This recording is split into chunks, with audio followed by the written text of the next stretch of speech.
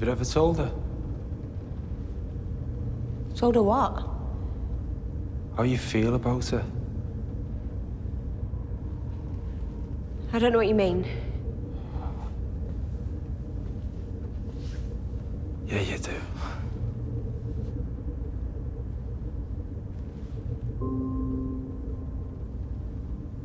Is it that obvious? Well, maybe not to a good-hearted weirdo. I spent 4 years travelling the world with you. I saw it then. You didn't half came looking at that hologram. I didn't. I mean, it was just that... She's just...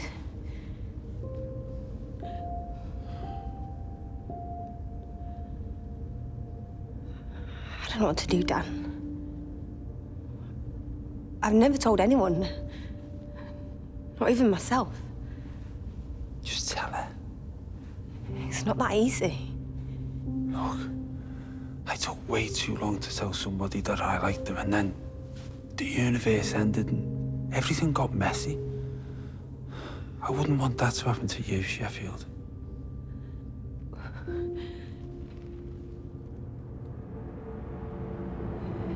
Dan? Don't move. There's one behind you, Yaz.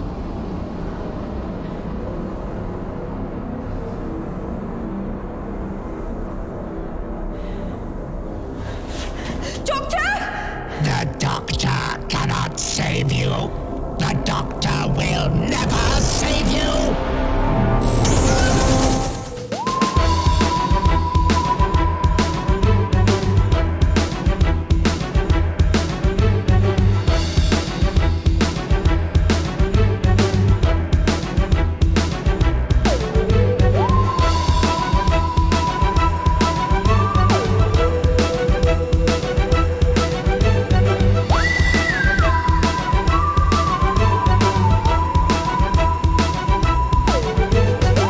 Hello and welcome to Who Watches Who, a Doctor Who podcast with me, Matthew, and as always, hello, I'm Scott. this is our first recording of the God-given year 2022, and we decided, much like the BBC, that we should set the tone for this year with Doctor Who and just it being kind of middle of the road Yeah. and mediocre. But this week we are covering Eve of the Daleks, that's what it's called?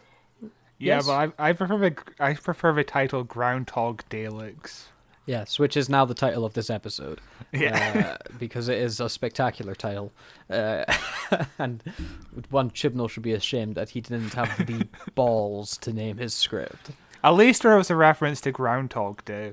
Yeah, I did enjoy that, yeah.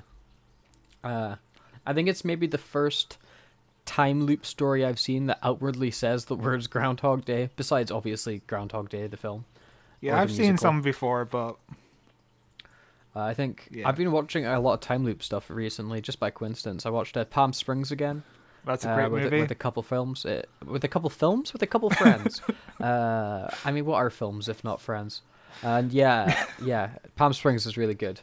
What was great is I watched it with two people that didn't know it was a time loop film going into it, and that was such a fun experience because I told Yeah. them like, don't look at the trailer, we're just putting it on, and that was so much fun.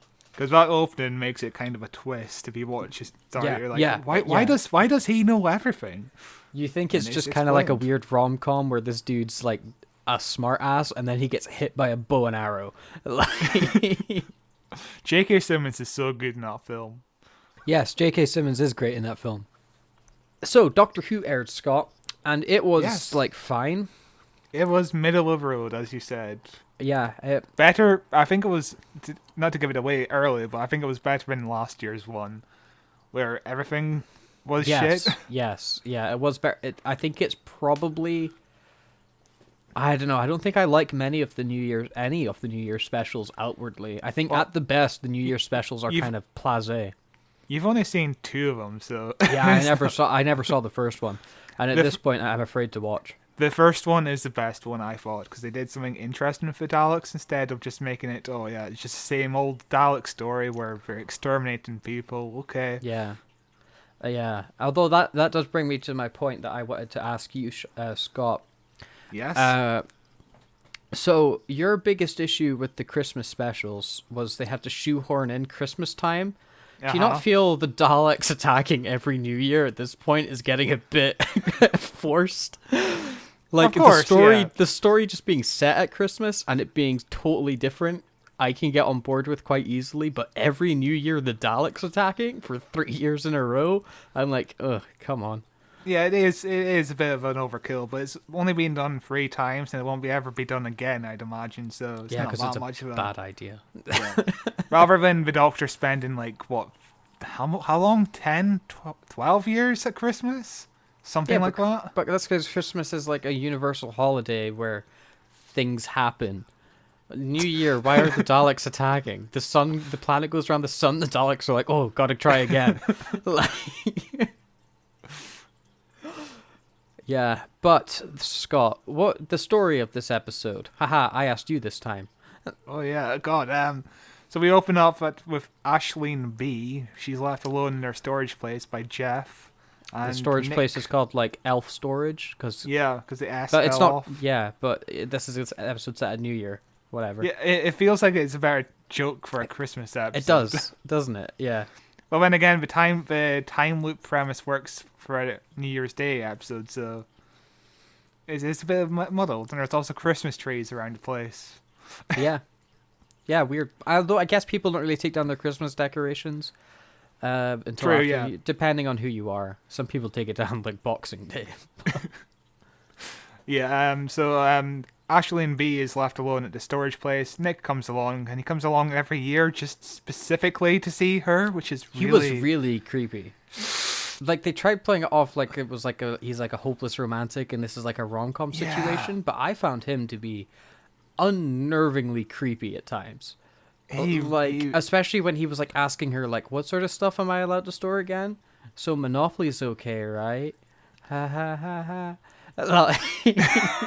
Yeah, he's a really awkward character. He kind of comes off as intended to be charming, but the script never really acknowledges that he's really creepy in a really bad way. Because going to Yeah. the same place every single year in his own little time loop, just every year visiting this one woman is kind of scary. Yeah. Yeah, it was a bit on the uncomfortable side. And then the TARDIS goes, well, the Doctor arrives in the facility wanting to go to like a planet where fish play chess, just one of these weird, quirky... One of those like fun holiday planets you always hear the Doctor talk about and they never go to. Because like we don't David have a Tennant budget and for Matt it. Smith used to do it all the time, where they're like, "Oh, we're going to this wonderful place. Oh, wait, we're on Earth." Because they don't have a budget to have like fish playing chess, and it's like, oh, I want to imagine what that episode would be like. It's better in your head than it'll ever be on screen. We never see any of these exciting planets. I wonder if Big Finish has got like a whole catalogue of, oh my god, we can go to the fish planet. Yeah, but the audio for fish playing chess is going to be a bit boring to listen to. It'll Just be the just- occasional bubble. The TARDIS needs to go into self-reset to get rid of what happened in Flux. And if only we could go into hard reset like the TARDIS did and just forget about Flux. Yeah, that would be great. I did enjoy the fact that the Doctor mentioned that the TARDIS was broken and needing fixed. I didn't enjoy the fact that they still didn't explain why the TARDIS was being like that. 'Cause Flux, my dude. Yes, of course. But hey, it's fixing itself now, so that's that problem dealt with. Yeah, it's a really weird plot point that never really went anywhere and doesn't... And it... I was hoping that we were going to get a new TARDIS design, and then I remembered, oh wait, Yeah. Chibnall's leaving. He's not going to redesign the TARDIS just for Davis to come in and redesign it again. Yeah, way too early for a new TARDIS design, but also at the end of the episode they kind of make a big deal out of it versus like music that suggests awe and wonder, and you're just like, yeah, we've looks seen the it for like same. 3 years now. What's It your looks point? the same and it's ugly. Why are you showing it to me? I don't think it looks ugly. It just like kind of I looks hate this overcrowded. TARDIS design. I really don't like the TARDIS design. It doesn't work for me. I don't like it. So they jump out of the TARDIS and it begins cracking. It kind of like the cracks in time. I like that which special effect. I liked the special effect of the TARDIS like ripping apart its walls and stuff, because we never see the TARDIS rebuild itself. The Yeah. Doctor always closes the doors, and he's like, "Whoo, that's expensive to look at." But I like that we actually got to see at least a glimpse of it starting to change and morph itself around, which looked very cool.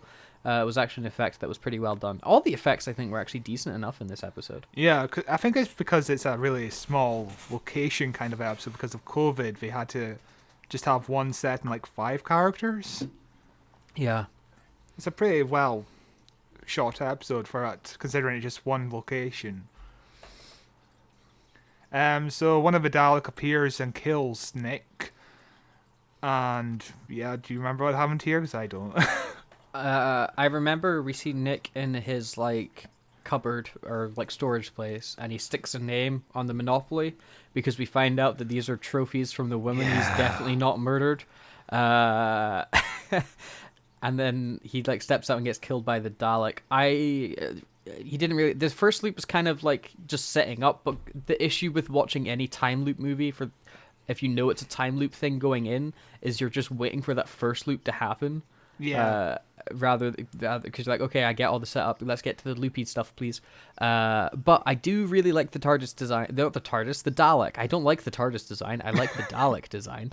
Yeah, but with the minigun laser, it was cool. Yeah, it looks really cool, and it's a nice little new addition without having to change it overly. Because I'm tired of these Teletubby. Remember those Teletubby Daleks that popped up for one episode, and they were like the Power Ranger Daleks. Yeah. They were okay, but they were a dropped storyline, weren't they? Because Moffat was going to do something with them, and then went nah. Pretty much every time the Daleks appeared in the Moffat era, they tried setting up something new, and they just dropped it completely the next episode. Because at the end of Asylum of the Daleks, we were like, oh, let's have all the Daleks forget who the Doctor is. I mean, it never went anywhere. Yeah, I kind of just like, although it was fun hearing all the Daleks go Doctor Who, but I do like kind of like the Chibnall idea of let's just bring back Russell T Davies's Daleks and forget the rest. So one of the things about the Daleks attacking on New Year's every year is that the people of Earth should know about Daleks at this point. Like last year, they kind of were a big thing. The Prime Minister kind of brought them out on stage, and we're like, look at these Daleks. But the Prime Minister then died, and nobody cared. Remember when the Prime Minister was a big thing in Doctor Who?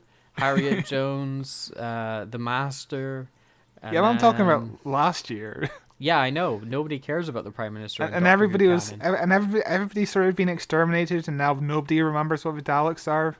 Yeah, because they all died. And then you got to remember, Scott, the flux happened. So you got a point. That probably did something. Yeah. I'm surprised that people are still surprised that aliens exist, and it's just it's one of these constant things. My biggest pet peeve in Doctor Who.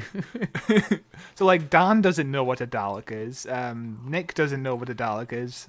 Aisling B doesn't know what a Dalek is. What's going on here? Yeah. Well, they've never been on the show Doctor Who before. Well, Dan has. But not with the Dalek. Sarah's played by Aisling B, and her mommy calls 4 minutes to midnight, which is a big important plot. It was kind of cute, but it didn't really go anywhere with this plot line. It led to something that confused me, but we'll get there at the end. Because it happens in the last loop, and it doesn't make any sense. So one of the Daleks comes along to the floor at Sarah's on, and she's like, "Oh, Nick, you came back." And then the Daleks is like, "I am not Nick," which is perfect because who's playing with Dalek? Nick Briggs. Yeah, that's fun. And the Doctor winds up dying, and when Russell T Davies takes over his show, and it's perfect. It's great. I found it weird that we didn't even get a tease of the Doctor regenerating, but I guess that the loop happens so fast. Yeah. That you don't get the chance for it, because it's like get hit by the thing and then the loop happens. But what causes the loop in the first place? Because the Daleks are still. I assumed it was the TARDIS that was causing the loop. I assumed the TARDIS fixing itself because of flux, made time into like a wee loop bubble thing in case anything went wrong, and the TARDIS like exploded. Say it was like a safety precaution or something. Yeah, but The Daleks seem aware of the Yeah. loop. Yeah, I know, but it's happening, and I'm gonna say it was the TARDIS. What I do like about this is after the opening theme song, after the Doctor and the companions die, we get kind of like a deja vu moment where they're still living what they did, but we're like, hey, wait, haven't we done this before? Which is a nice little touch. We don't really see that too often. Usually they're aware of stuff happening before. And here, just like, we're kind of acting on autopilot in a way. Yeah, I almost wish that the show went as far and almost as memey, I guess would be the way of describing it, as every time they died, they play the intro again. But like quicker and shorter each time. Yeah, we Because could have done that. Yeah, because I'd with have the been fine with that that. would have been really fun. When they realize what's going on with the loops in the second one, where they're like, this has happened before. Nick runs off from his usual spot to die and goes to save Sarah, but Sarah also runs off to save herself because she's like, if I stay here, I'm going to die. Which, characters with agency, who would have ever written that? Sarah, I think Sarah might be one of the best characters in Doctor Who in quite a while, honestly. I think she's handled really well in this episode. I really like her. I like her as well, but I just like Alison B. Same, yeah. I think she's a very funny lady. Yeah, she runs into who's Jeff? Jeff is the guy who was supposed to show up at work but never did, so she had to take her shift. Right. See, I assumed all that stuff was Nick's. But Right. yeah, no, it being Yeah. Jeff's makes sense as well. So she runs into like a storage cupboard thing, and it's covered with taxidermy animals, beans and beef in a tin, which becomes a running joke. I do enjoy. I think it was Yaz's lines of "Who sees beans and thinks, needs more beef." One of the best Yaz lines that I can remember. Yeah, it was good. And then Sarah tried to shoo a Dalek. I don't remember that happening. Yeah, the Dalek was like, "Oh, hello, I am here to kill you," and she was like, "Shoo, go away." Yeah, and then she died. What was the Doctor doing in Loop 2? They were trying to save Nick, weren't they? Yeah, pretty And much then- the same stuff. And then they're like, wait, Nick's not here. And then they run into another Dalek and get shot. They Yeah. really didn't do much in the second loop. Yeah. But also, the Doctor and the companions kind of wind up the same place every time. It's kind of weird how we don't automatically move to where they were at that minute in the last loop. Yeah. Because they always spawn in the same location, which is really strange. Yeah, but like, what are the rules, Scott? Yeah, there is no rules. I'm 'cause- just gonna insert a clip here from It's Always Sunny in Philadelphia, where they're singing a song called "What Are the Rules." It's a great song, and it fits in every moment. Wonderful. What are the rules? What are the rules? What are the rules? What are the rules?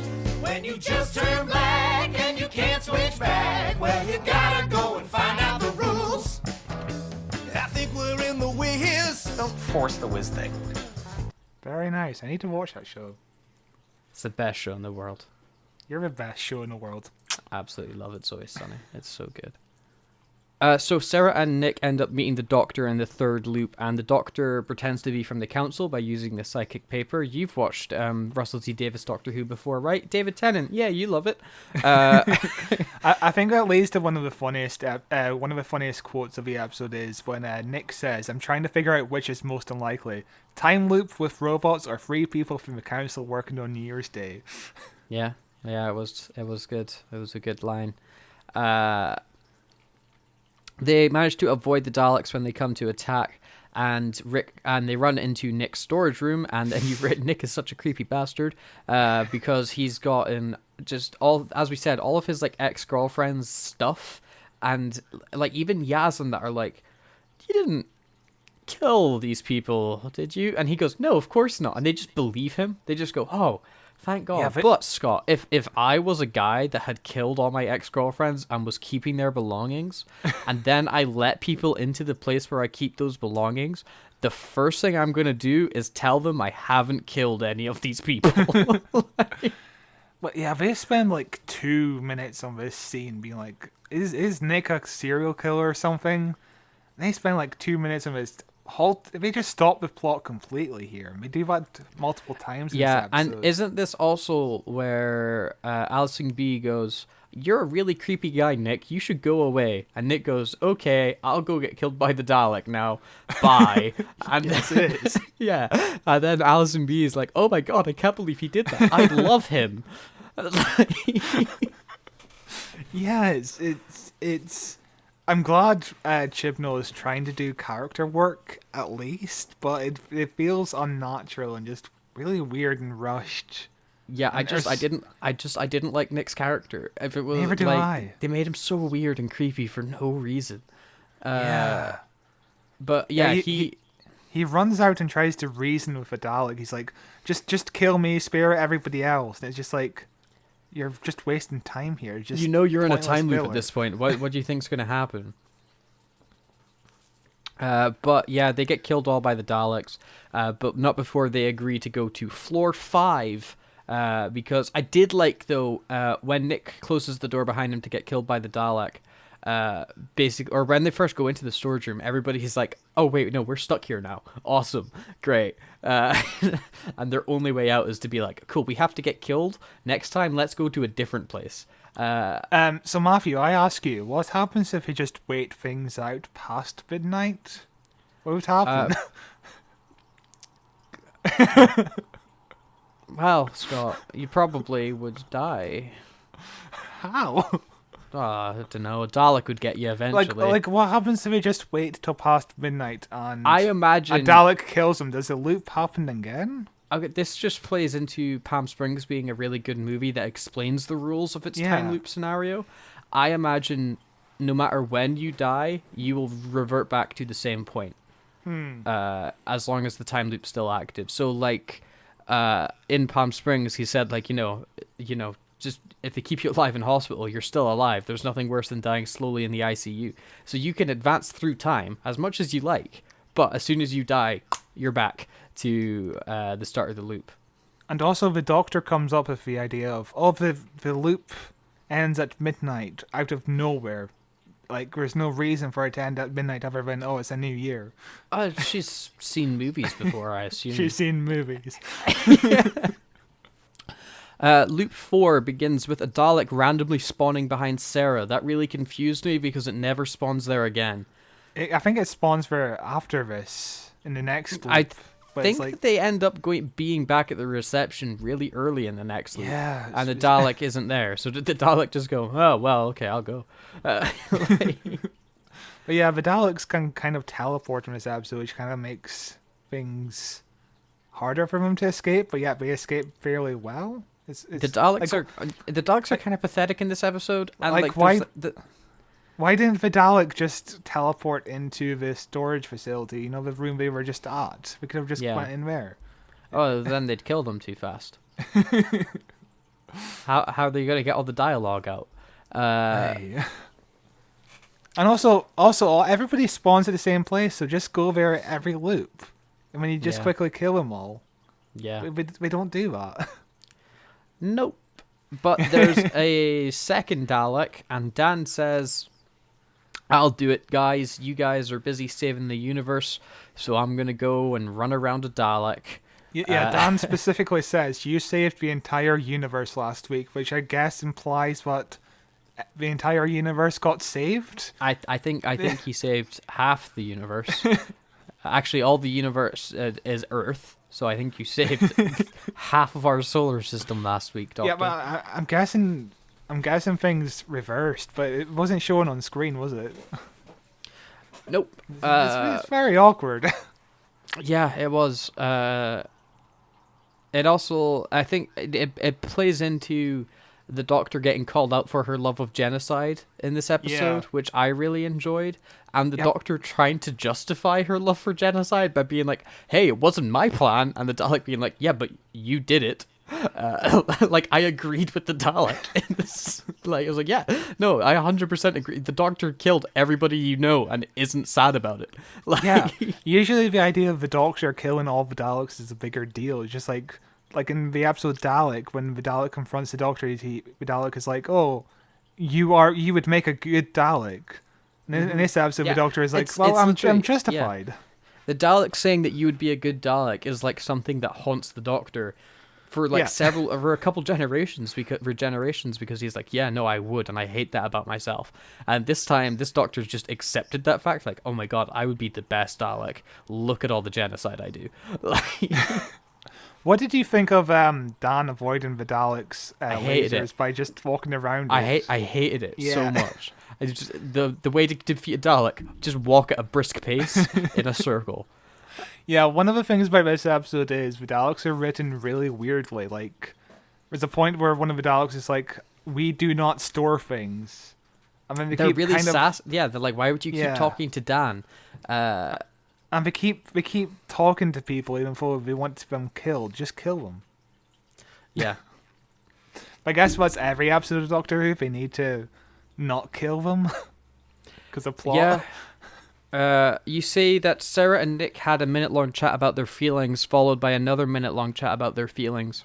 Yeah, there was a Is scene this where Nick's like, oh, by the way, Sarah, I kind of have a crush on you, and I have done for 3 years, and then he immediately gets shot. Yeah. Yeah, they kind of have their talk about the feelings. Then we cut to the Doctor and Yaz doing some pointless shit, and then they cut back to Sarah and Nick having a talk about their feelings again. It really kills the episode's pace. I did feel the runtime on this episode. Yeah. Just It having it felt like an hour. Having people stand around and talk about their feelings in an episode where you've got a ticking time bomb is kind of really not good. Yeah, although I will say something I forgot to mention at the start of the episode when they're fixing the TARDIS.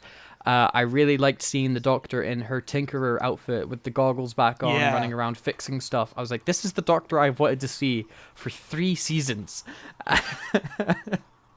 And you've given it to me twice. Yeah. The Daleks tell the Doctor that they created that the Doctor created the time loop. Again, because I think of the TARDIS fixing itself, Yeah. and they want to kill her because of all the genocide she did, which I thought was fair game. Yeah.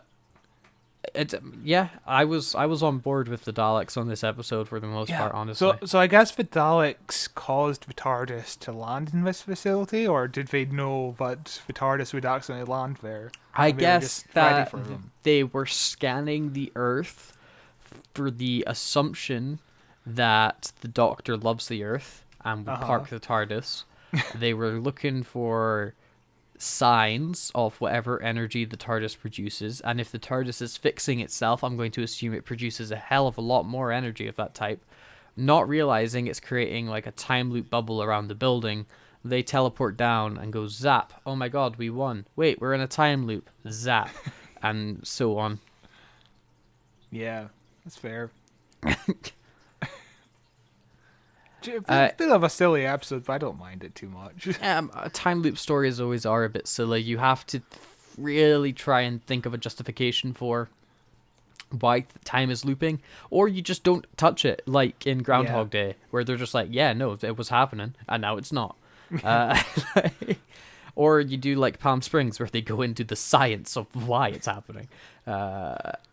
Or Doctor Who, where they just say, I don't know, genocide. Anyway, Loop 5 happens, and we find Yaz's love for the Doctor. They're finally doing it, Scott. Yeah, Yaz Doc is confirmed. Yeah, it's a scene where Sarah's like, "Oh, Mama said always love the awkward ones," and then Yaz looks at the Doctor very awkwardly.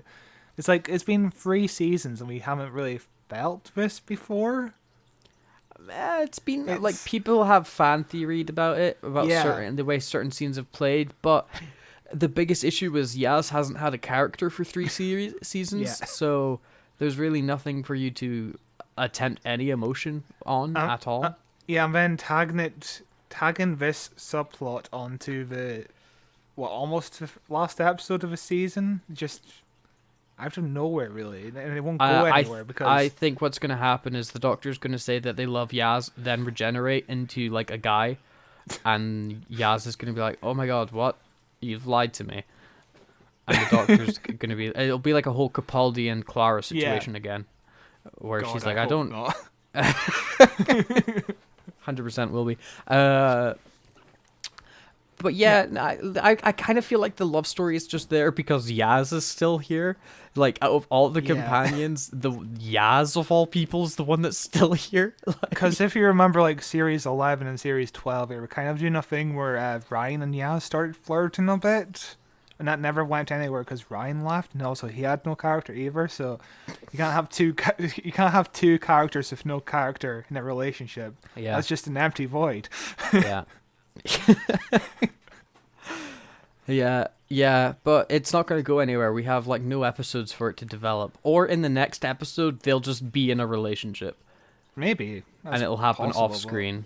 Again, the Doctor is kind of too awkward for a relationship in this incarnation, isn't she? I don't really like the Doctor being with people other than River Song.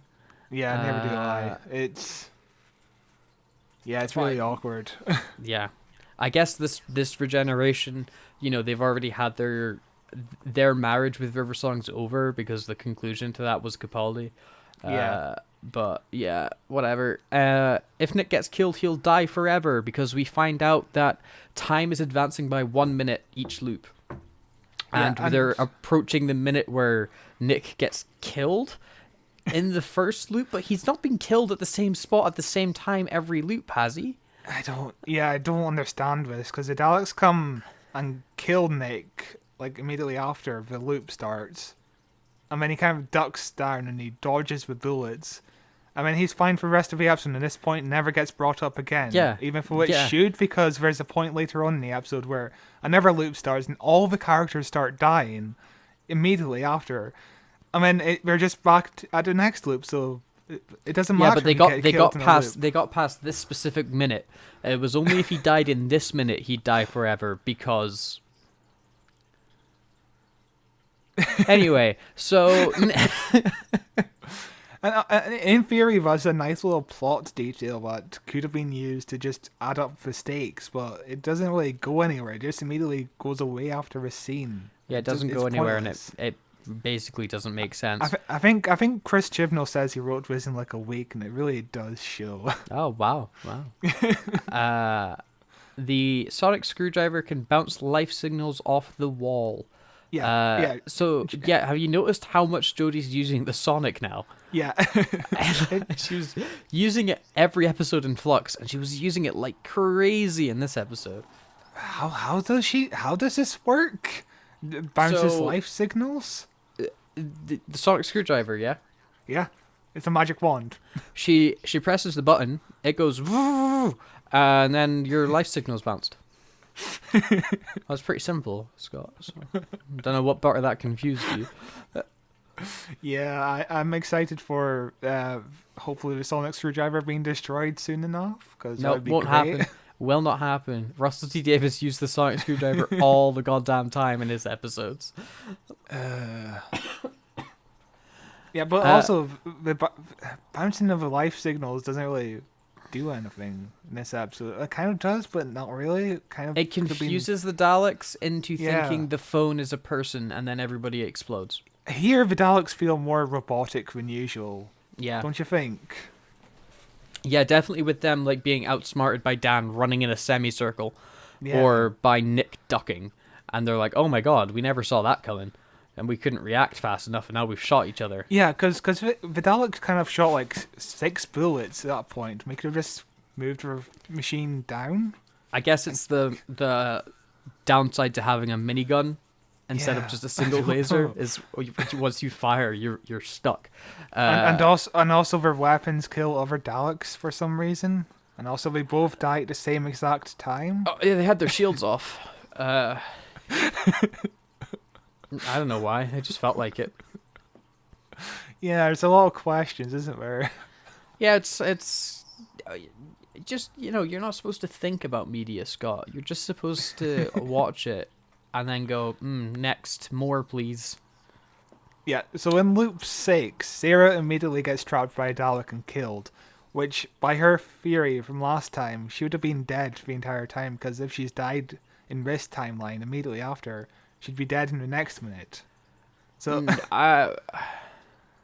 I don't understand the dying in the minute problem. So, say that it was 5-2, yeah. and I guess consistently I keep dying at 4 minutes 2 on the dot every time. Then it becomes 4 minutes 2. If I survive, I'm no longer dying at 4 minutes 2 and I can continue. But if I die, then I'm dead because I keep dying at 4 minutes 2. What?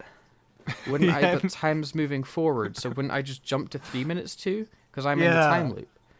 Why would it doesn't I be matter. dead? Yeah, it doesn't matter when you die, does it? In Groundhog Day scenario. Yeah, because time, the whole gimmick is when you die, you go back in the loop.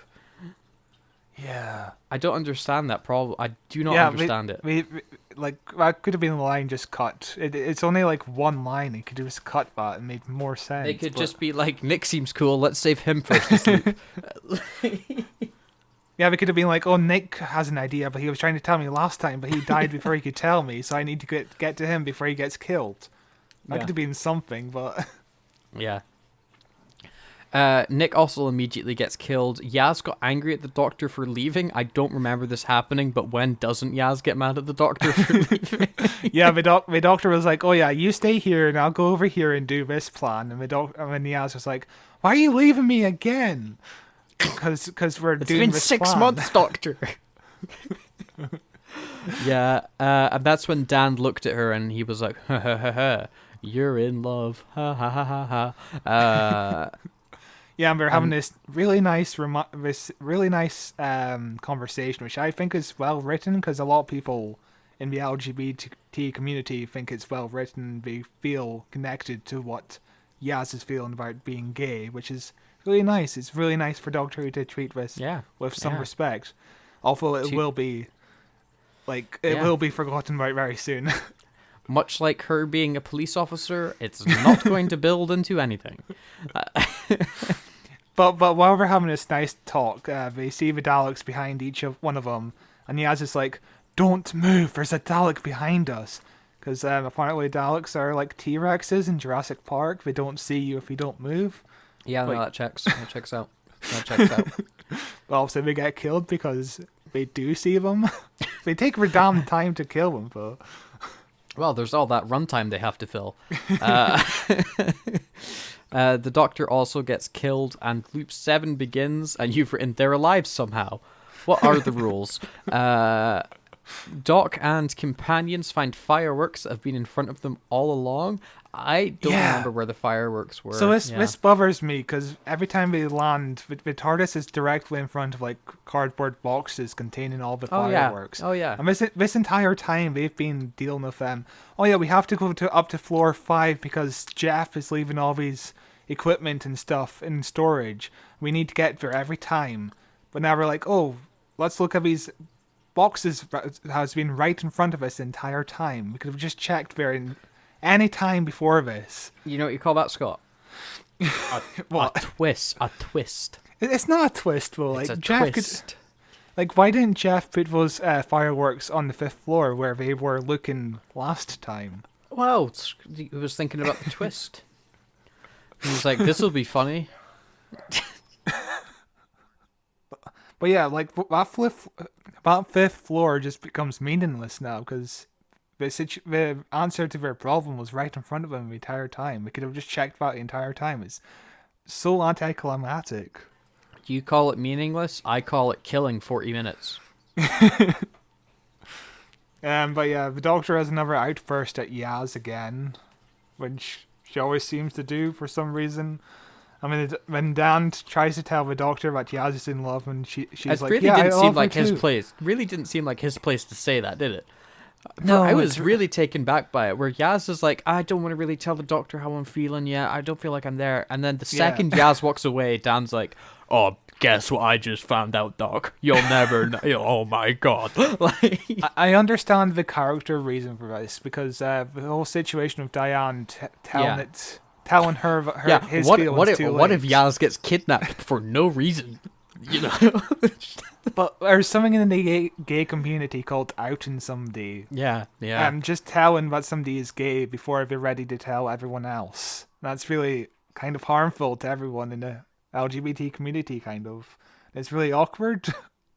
Yeah, but it's a good thing the doctor couldn't care less about what Dan was saying. Yeah, she doesn't understand it. She's too awkward. Wasn't listening. And like, yeah, no, I like Yaz as well. She's great. Anyway, I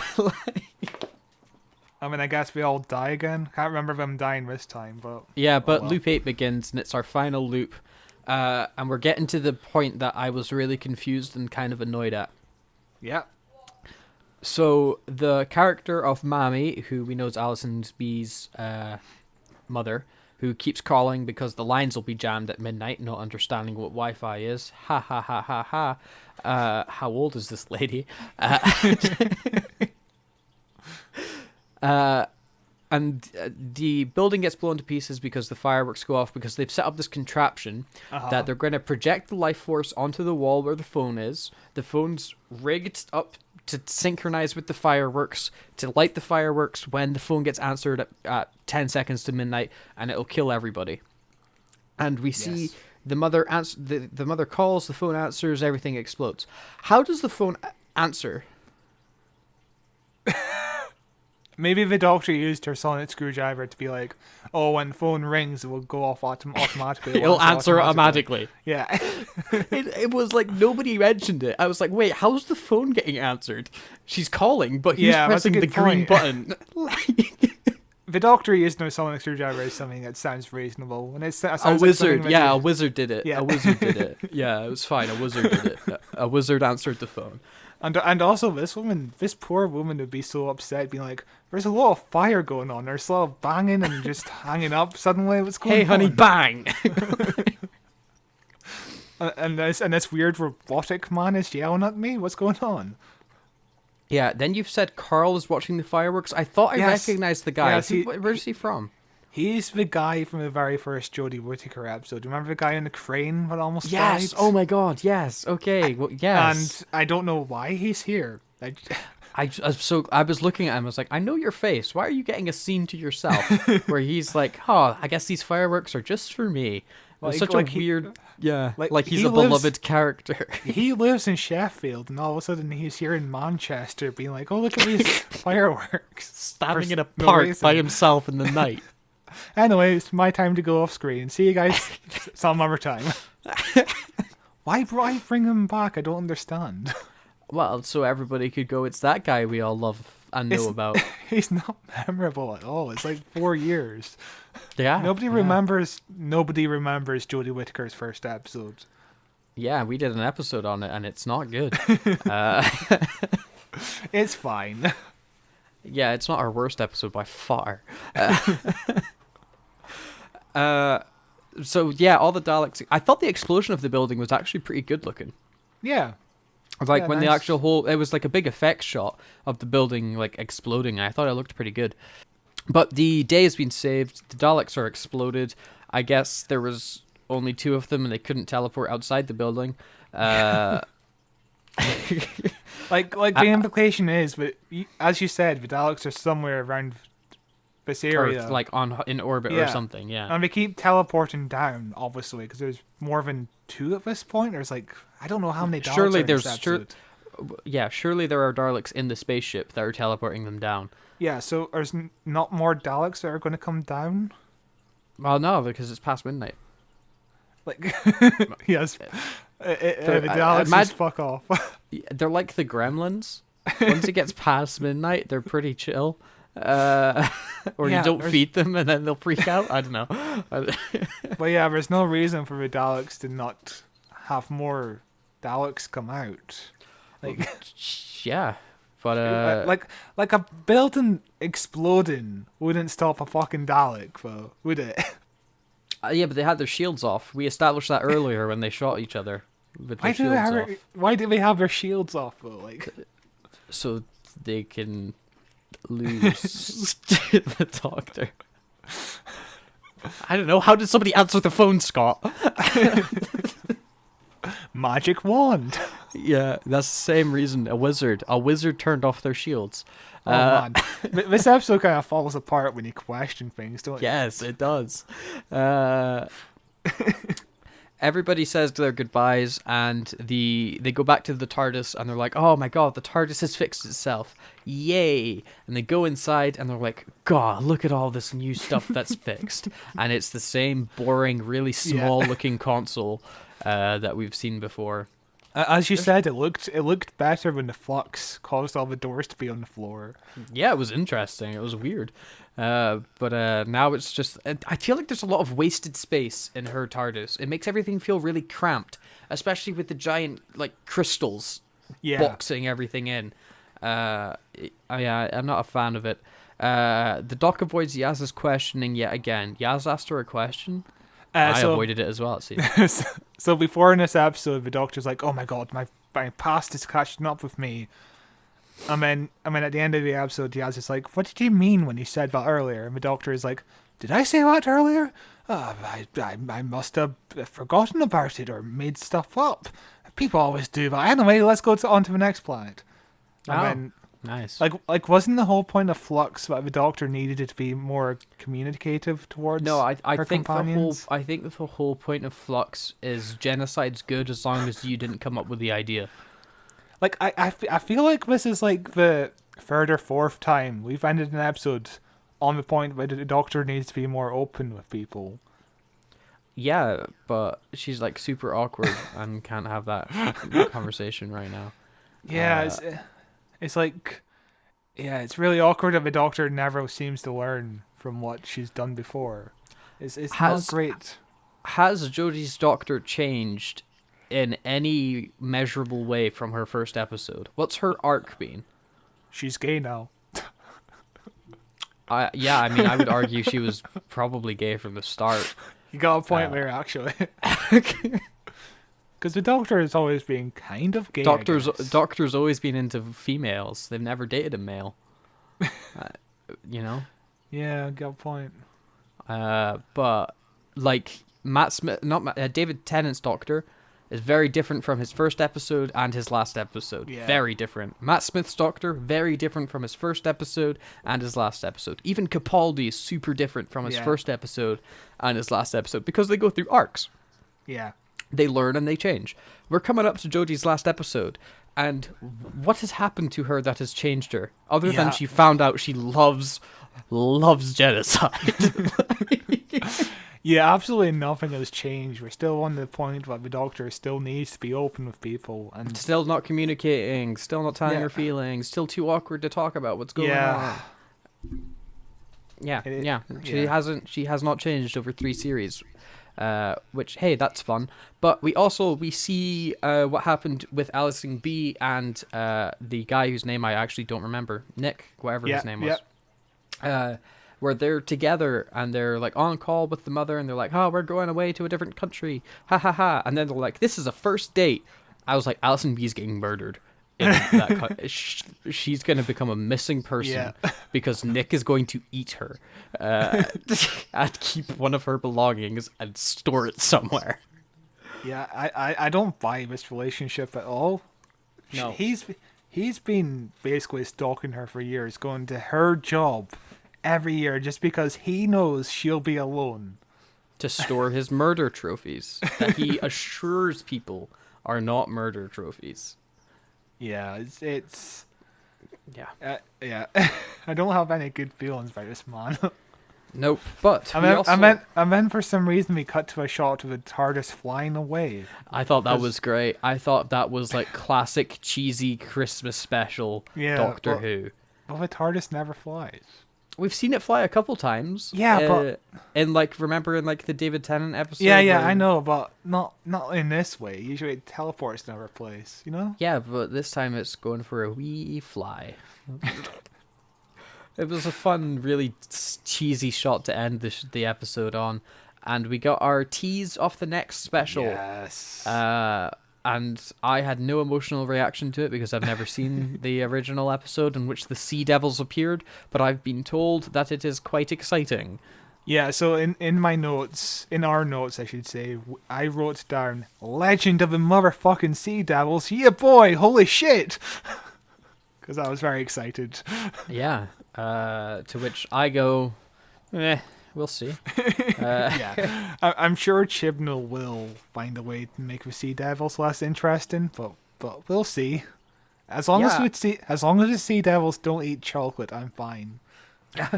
Is that a major plot point? No. Oh wait, no, the Sontarans. Yeah.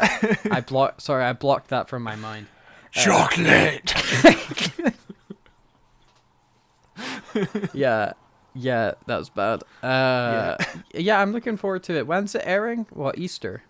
We don't actually know, but I presume it's going to be Easter. But we'll be covering the first Sea Devils in March, right before it, and it's also the 50th anniversary of the Sea Devils in March. Oh. So perfect timing Look at for that. us.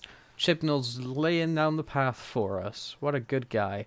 But what did you think of this episode as we dove into it a little bit deeper this time? It's a very forgettable episode, but I'd rather have an episode that doesn't make sense on its own than a whole season that's leading up to something and then drops all the subplots like it was nothing. I wasn't too invested in it, but at least I had some fun. I had some laughs. I enjoyed it. I enjoyed the guest stars. It was a fine episode. It was. Yeah. You can tell it's been. You can tell it was written in like a week, and there was no second draft. But what did you think? I came away from it being like, that was fine. You know, it felt long. It felt slow. It felt long. It was a nice kind of low stakes Doctor Who episode, which we haven't had all series because obviously the universe has been ending for 6 episodes. It's nice to kind of just have let's just peel back and have a little grounded episode. A wee contained story that's not going to play into anything too major. But even then, the story itself didn't make sense. But we can only hope for one thing and pray for another with Chibnall. It was. I don't think it was my favorite episode, but it's by far better than like 75% of the episodes in Flux. So. Yeah, and you can tell there's also these tonal shifts. Suddenly you're running away from a Dalek, and then the next minute you're like talking about falling in love with the other person. It just kills the episode for me. It just really takes away all the pacing. One moment you're freaked out by the murder trophies. The next moment you're like, God, I want to be with that guy. Within a few minutes of each other. Yeah, I don't buy the relationship. Make him less creepy, then he'll be more likable, you know?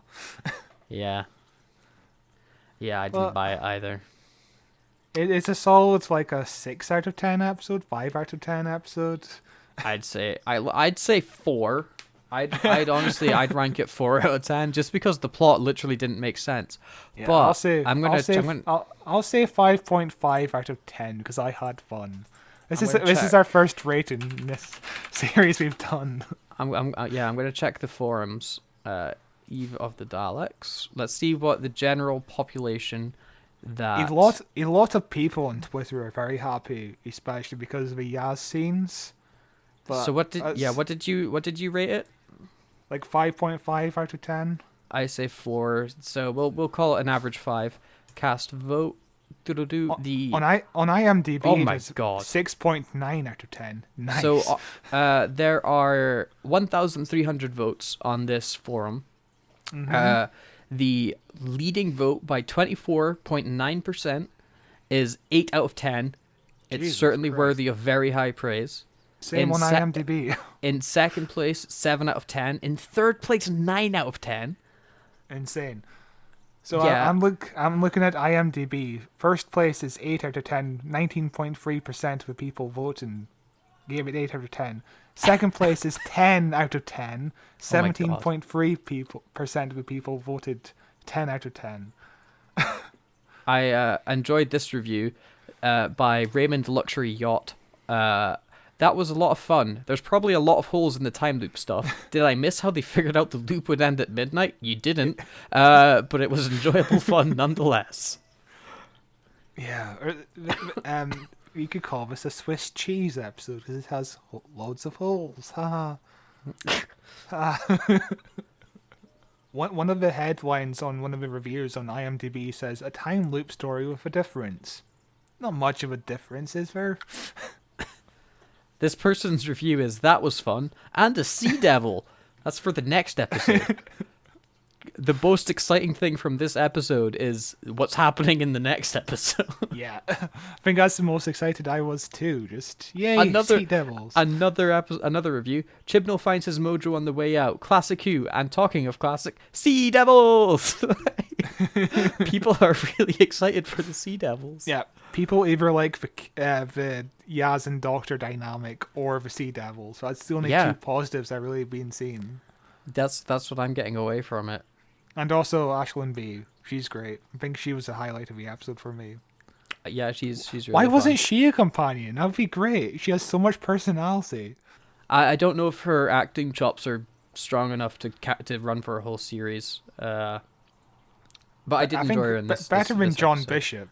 Better than John Bishop. I am really, really coming around on John Bishop hard. I really like Dan. He's just nice. You know, he's just a dude who's like, you're just nice. John Bishop has a lot of charm and energy, but Ashlyn B is actually an actor, so yeah, she's got that would've been TV great. show, doesn't she? Yeah, she's been acting for years, so she's great. I like her. The thought of Chibnall writing romance between main characters is appalling. Oh god, yeah. How is he going to handle the romance between Yaz and the Doctor? He just won't. Yeah. Next special, we'll have a scene at the very end of the episode being like, "Yeah, I love you, Doctor," and the Doctor replies with, "Yeah, I love you too," and then the end of the episode Regenerates. Yeah. They say it that casually. It's like, "I love you, Doctor. I love you too." Bah! Regenerate. And then it's like, "Wait, you're not my Doctor. You're an old man." Like, you've been through my timeline, Clara. You've seen all of my incarnations. I've been an old man for most of the time. So I'm still on IMDb, and one of the reviews opens with, "This is probably the worst episode of television I've ever seen." Really? That person skipped Flux. Have you ever seen Doctor Who before? Like, there's 200 or 200 or 300 episodes of Doctor Who that's worse than this. Yeah, have you ever seen Doctor Who before? They don't get much better than this one. Oh my god. What a silly show. What a silly show. We should end the episode before you die. Yeah. Yeah. I'll have edited out my coughs, but yeah, I have a very bad cough. Not COVID at the moment, but a very bad cough. But thank you very much for listening to this episode of Who Watches Who, a Doctor Who podcast. You can find us on social media such as Twitter at Watches Doctor, on Facebook at Who Watches Who, on YouTube at Who Watches Who. The podcast is available in audio form wherever you get your podcasts. And Scott, this is where you start talking. You can send us a bloody email at whowatcheswho@gmail.com. Preferably not a bloody one, just a regular email. So yeah, what was your thoughts on Eve of the Daleks, or Groundhog, Day-leks, which should have been the title? I don't know why it wasn't called that. It's a perfect title. It's so easy to come up with. Yeah, so good. So good. But yeah, did you think it was the worst episode ever or best episode ever? You can send us an email at whowatcheswhopod@gmail.com. And also, we'll be taking a short break, but we'll be back at the very end of the month, which is Friday the 24th of January. Nope, week commencing 24th, so the 30th? Yeah, the 28th of Friday. The 28th of Friday? The 28th of January. 28th of Friday. We'll see you on the 28th of Friday, everybody. Yeah, we'll be back on the 28th of January Friday. with the news. And then we'll have an episode out every week after that, so we'll be right back. Woohoo. Huzzah. But until then, see you next time, and farewell. Goodbye. Toodles.